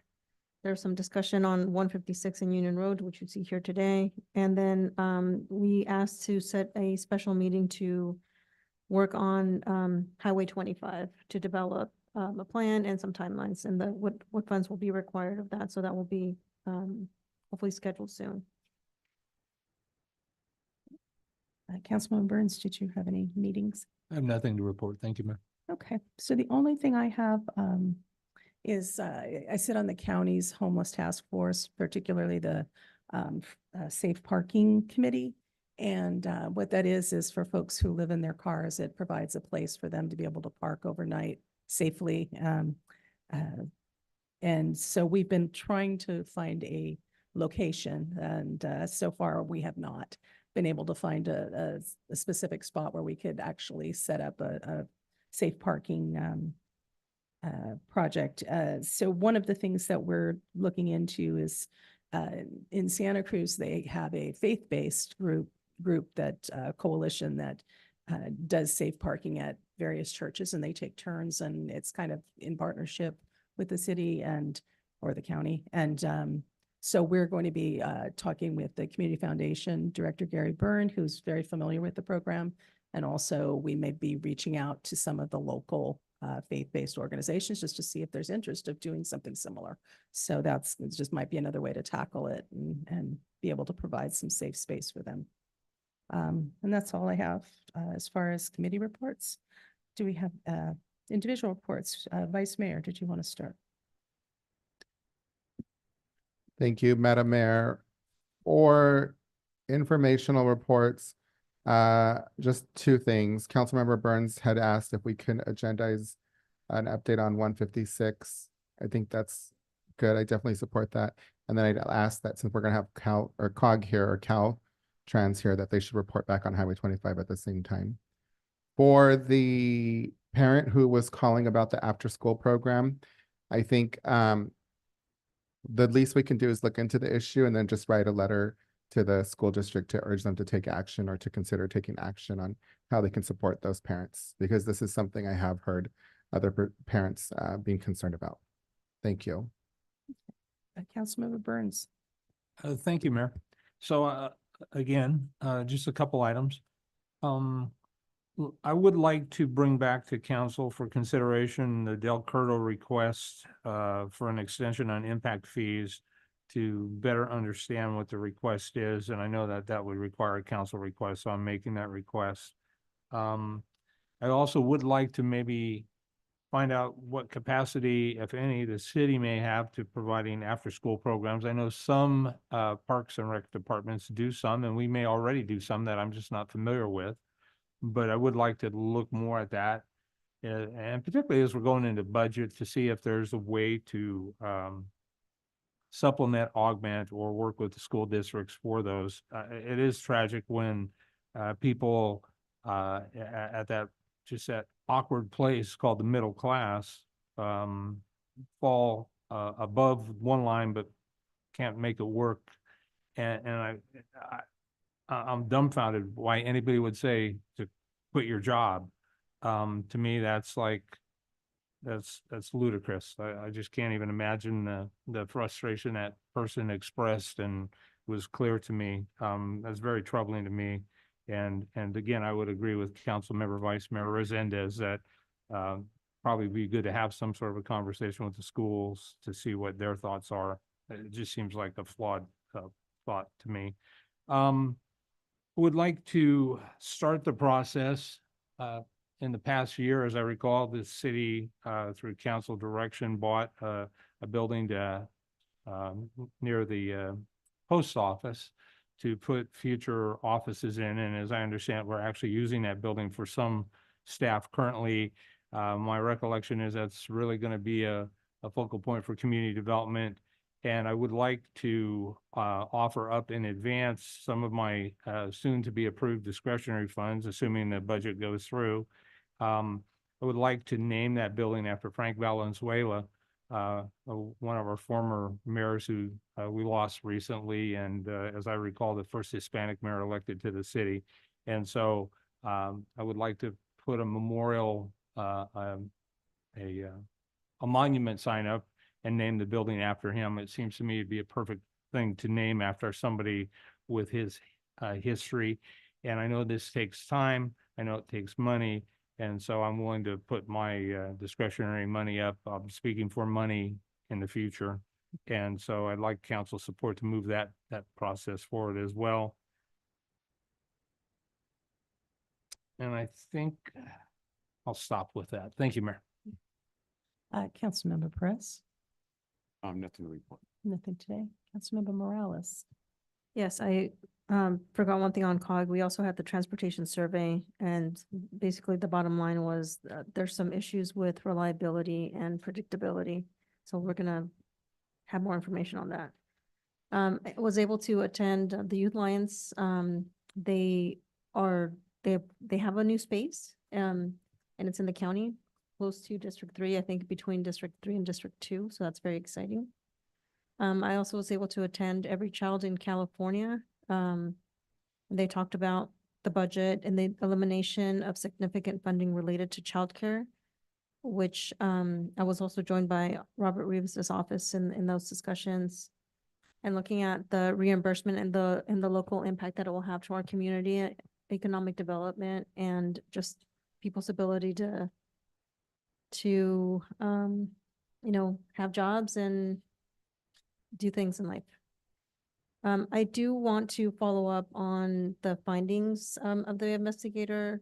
That was the letter, at least that was sent to me, to agendize that for next steps and follow up. Mayor, that is all I have. Okay. I don't know that I have much to add. I do agree with Councilmember Burns about bringing the Del Curto extension requests back and agendizing it. Also, with regard to the speaker that talked about the YMCA in Sarah Vista, I've also been reached out to a couple of times now. And from what I understand, there's a grant, an ELOP grant that came into the school district. But because it serves specific populations, it's pushing out folks that are already in the YMCA and they can no longer participate, so they have no childcare. So it is a big issue. I think it's really tough to find good childcare here. And now if they're being shut out of the YMCA, that takes a big piece of the market away. So I would agree with the idea of writing a letter or trying to find out more and possibly having the city write a letter to see what can be done, if there's some way to still include them without violating any terms of the grant. I think that's it. Okay, so just to circle back, 156 update and COG update. I formally heard 2 yeses, but I think through the course of the discussion, I saw heads nodding, so. The after school, talking with the school, and also, whatever those findings end up being, writing a letter to whomever that may be the right place to write that letter to. I'm under the same understanding it's a grant eligibility thing in the capacity of the organization. I've heard two requests to have Mr. Del Curto's item come back. So I've seen consensus there. As for 190 Maple, we a few meetings ago, you approved on-call architectural service. So they're working with William and his team on, analyzing the building for space, ADA, all of those types of things, as well as, how we could get the most effective usage of the building and still be in compliance with all the state laws. As for the naming, so there is a naming policy, so we could, I could work with the council member on the formal policy of naming it. And then if there is, if that gets support, and then there's costs associated with that, then we could work, through the discretionary process. If approved. Councilmember Morales asked for agendizing an investigation. I want to pass that to Mary. Right, so I was just checking quickly to see if that's something the council brings forward or something the mayor brings forward. Currently, the code of conduct says it is the responsibility of the mayor to initiate action if a council member's behavior may warrant sanction. And so that was the basis for the investigation, but there's nothing further, so I would recommend council consensus to bring it back. Thank you. Okay. So, no, really quick, point of clarity. So according to the rules, there was a complaint issued to the mayor by Councilmember Morales against me. There was an investigation that occurred. And that was that. Correct, So and I no think the further- request is that the results of that investigation be brought back out in public. Okay. And why was it when another council member had the same thing, that wasn't brought out in public? I think that involves specifically staff, and we explained at that time why. Okay. All right. Okay. So just so we're clear, this council, with your leadership, wants to bring that back to have a further discussion about it. Yes, similar to what we did with All right. Councilmember Perez when we brought his investigation forward and had a discussion. So Let's do it. And that's the end of the items that needed consensus. all right. We're going to move on to closed session. City Clerk, do we have public comments on closed session? Mayor Casey, there are no public comments for any of the closed session items. Okay. City Attorney, would you please announce the closed session items? Yes, Mayor. Item 1, conference with labor negotiators pursuant to Government Code Section 54957.6. Agency designated representative, City Manager David Maroney, and Administrative Services Director Casey Astorga. Employee organizations, Service Employees International Union, SEIU, Local 521, Hollister Firefighters Union, HFFU, Local 3395, Hollister Peace Officer Association, HPOA, and unrepresented employees and classifications designated as executive management. Item 2, conference with legal counsel, liability claims, Government Code Section 54956.95. Claimants Maria Mendez, Melissa Solis, Patricia Castro, and Yaneth Solis. Agency claimed against City of Hollister. Item 3, conference with real property negotiators per Government Code Section 54956.8. Property 25,466 square foot. Public right-of-way located on McCray Street, south of Park Street and east of Prospect Avenue in Hollister, California. Agency negotiator David Maroney, City Manager, negotiating parties Toro Petroleum, under negotiation price and terms. All right, thank you. Then we are going to adjourn to closed session.